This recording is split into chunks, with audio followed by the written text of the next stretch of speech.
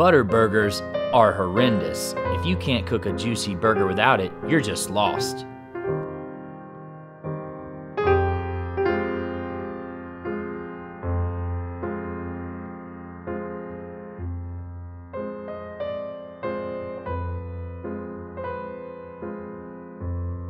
Hey Matt, the double chin is starting to present itself, brother.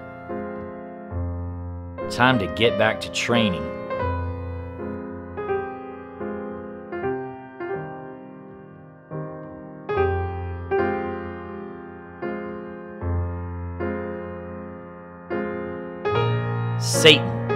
Satan built your church.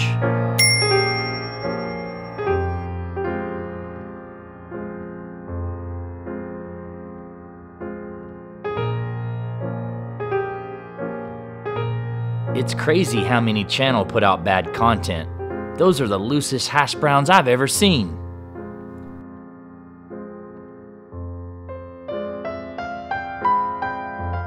I would have to wear a sack over my head so people would know I was buying a Miller Lite.